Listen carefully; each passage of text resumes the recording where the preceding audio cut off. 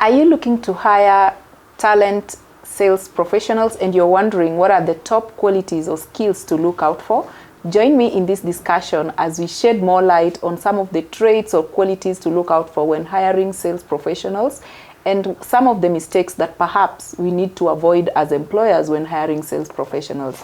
My name is Mary, in charge of training and career advisory services here at Corporate Staffing, and I'm glad to be joined by one of our lead recruiters, Mr. Paminas, who will be shedding more light on this subject. Thank you for joining. Thank you for having me, Mary. Yes. We're discussing about sales and most importantly, the skills or traits to look out for when hiring salespeople. So which are some of the top skills or traits to look out for in the hiring process for a sales professional? So sales profession is one of the professions that has the highest turnover. As you know, here at Corporate Staffing Services, we support employers with recruitment, and 30 to 40 of the requests we get for recruitment, they have to do with sales. So whether you're looking, a company is looking to hire a sales manager, business development officer, an account manager. So majority of the positions we handle are in sales. So, and based on that, the experience I have over 14 years, it has given me insight as to, you know, your ideal salesperson. And so whenever companies are hiring, especially for entry level, you know, professionals who are not yet there, not very experienced, I would say these are the qualities they need to look out for. Number one, is this person a people person? Do they like interacting and engaging with people? It doesn't matter whether they have a degree in sales and marketing. If it's not within them, then they're not going to succeed in sales. And how do you know a people person? If you put them in a room, do they go to their corner? You know, are they introverted? They go to their corner and they don't want to interact with people. Or are they the type that you come and say, oh, hi, Mary, how are you? When did you come here? You know, what brought you here? So someone engaging. So that's the first quality. The second one is confidence. Because sales, again, like I said, it doesn't matter what you are taught in college. If you don't have the college, the confidence to pursue, if it's not within you, then you're going to struggle. Why? Because salespeople, they face a lot of rejection out there. The nature of the job is that they are trying to get you to do something. Yeah. So if someone is not confident within, if they have self-doubt, if this is a person who cannot pick up phone and call someone, if they can't draft an email because they fear rejection, then this is not your ideal salesperson. The other quality is persistence. Why? Because how often does a salesperson succeed at the first opportunity? Rarely. So you have to make calls, you have to do follow-ups, you have to send emails, you have to visit a client before a client can say yes, because before they can sign up with you. Yeah. So you don't want a salesperson who you have to keep reminding how to do their job. Did you call John? Did you call Godfrey? No. So it should be within them. They are persistent. They know that sales is a process. So they have to be at it. Yeah. So that's the third quality. The fourth one is that they should be goal-oriented. Ask any sales manager or commercial director and they'll tell you that a salesperson should be self-motivated. And that is why in any salary package, you always find there's a retainer and their commissions. And most of the gifted and good salespeople, you'll find them even doing better when it comes to commission than the retainer. Why? Because they know what is coming. They know how to go and hunt. As opposed to someone who they'll just be comfortable with the retainer.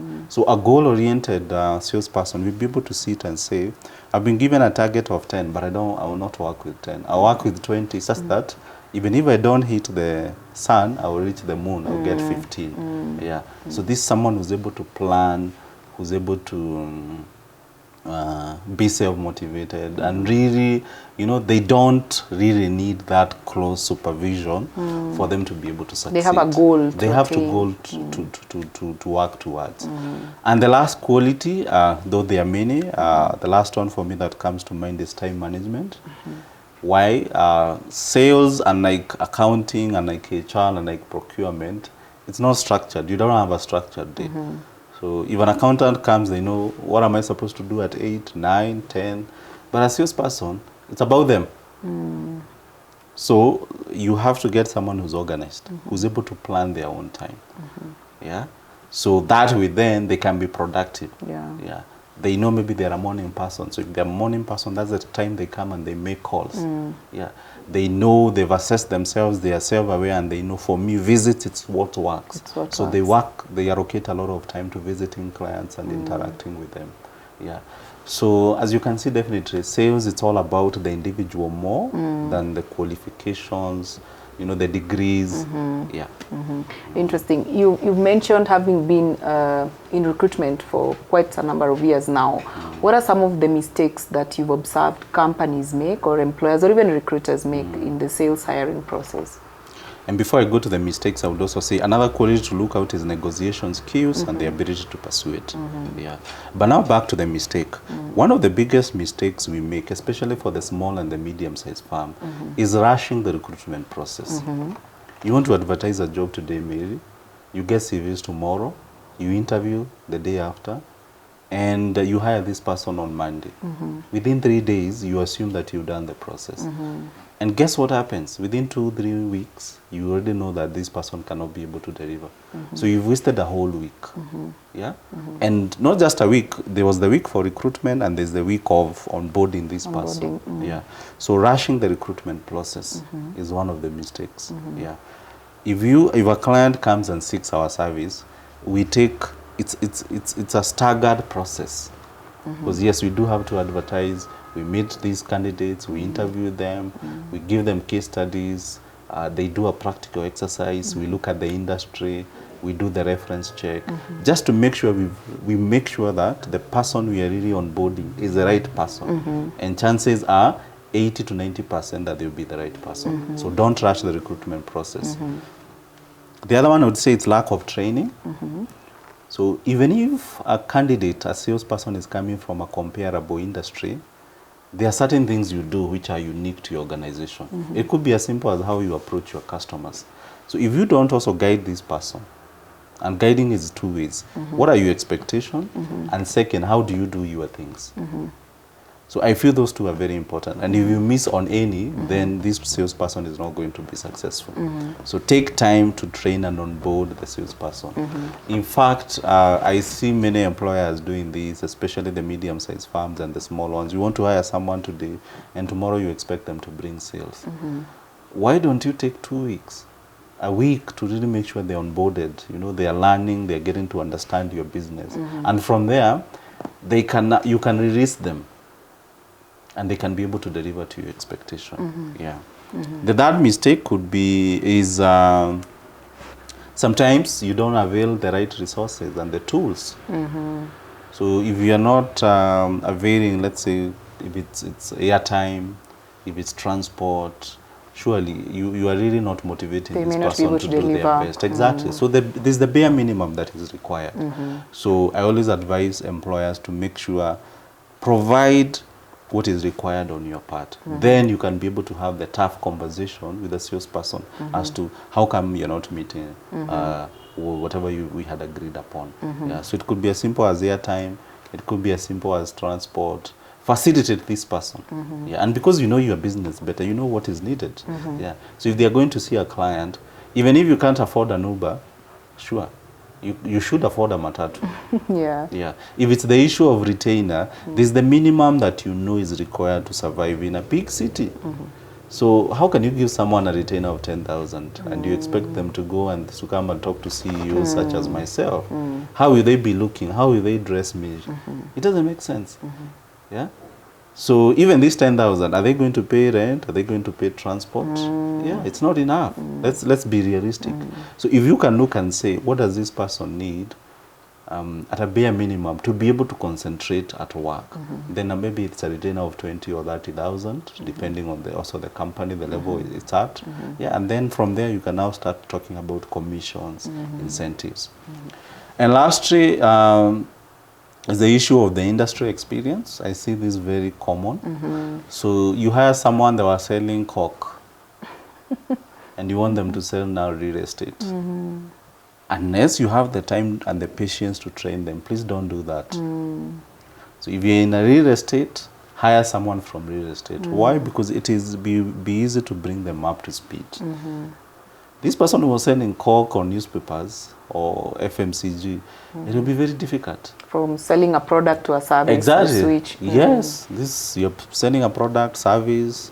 You know, even the industry matters, the size of the company. Yeah, if someone is working for a dealer, Safaricom dealer, now Safaricom wants to hire, and you need to hire to handle a whole region. You can see it's a different ball game altogether. True. Yeah, so I would say look at the industry they are coming, the organization they are coming, their kind of experience. Yeah. The only exception, like I've said, is if you're willing to train. And unfortunately, I know a lot of us, we don't have the patience not have all the or time. the money to be able to train and onboard this person. Interesting. Yeah. You talked about some of the key qualities or traits to look Yes. out for in the hiring process. Yeah. Now, as a hiring personnel or as an employer, during the hiring process, how can we be able to test these qualities to ensure that we are onboarding the right person? That's a very good question, Mary, and I would say the starting point is don't rush the process. So if you're not rushing the process, what can you do? Number one, the technology has really, progressed. So you can use personality psychometric test, and they'll be able to tell you who is Mary. What is your personality? Are you a people person? Are you confident? How do you communicate? So you can use things like personality testing, which we offer here at Corporate Staffing. The other thing, you can give them the role playing. So role playing is where you make it as practical as possible. So it's similar to John, who's behind now the video. If I want to hire John, I'll not come and ask him, tell me how you shoot a video. I'll come and provide him with the tools, and I tell him, do your part and present to me an edited video. Then it's as simple as that. So there are no stories. So it's the same case. So here, a salesperson, you can give them either a case study or ask them to present. A case study is something they go and do and come and present. Or you can catch them unaware and ask them, present, sell to me. You want to see them in action. Yeah. The other bit is test before you buy. So this is where you can ask the staff, come for 2 days. Let's go and see customers. I want to see how you interact with our customer. Yeah. You not tell them those exact words because they'll be at their best, which is still okay. Yeah. But I can tell you, please come, Mary, accompany me for 2 days. We'll pay you for those 2 days. And then you'll be watching, you'll be seeing how they are doing. Yeah. So the end goal here is you don't just rely on the CV. Yeah. You go over and beyond the CV. If someone tells you they were earning commissions, ask for the payslip. And if they don't have a payslip, you can go to the extent of asking for the bank statement because that is the proof. So on your end, the more you know about the candidate, the better. And you can only be able to know the candidate through putting them through various tests and not rushing the process. Yeah. Very important. You started by mentioning sales is one of the spaces where we have high turnover. Yeah. And I know hiring is equally quite expensive. Exactly. So someone watching, I know they find this video very insightful. And we'll be discussing more about sales experiences, how to ensure that you onboard the right salespeople in this channel. So we'll be looking forward to have you in our upcoming videos as well. Happy to share my expertise. Great. Thank you. Great. Indeed, as far as onboarding the right person for your sales jobs or opportunities that are available, as an employer, you don't want to get it wrong. And that is why it is very important that you ensure you familiarize yourself with the character traits that are very key for a sales professional to excel in their roles. And we do believe you found this video very insightful. We encourage you to reach out to us, and we will be glad to walk with you this journey. And even if you already have the sales team, we'll be glad to train them on how to be able to be more effective in their roles so that they're able to meet the desired objectives for the organization. We look forward to seeing you in the next video. Thank you so much for watching.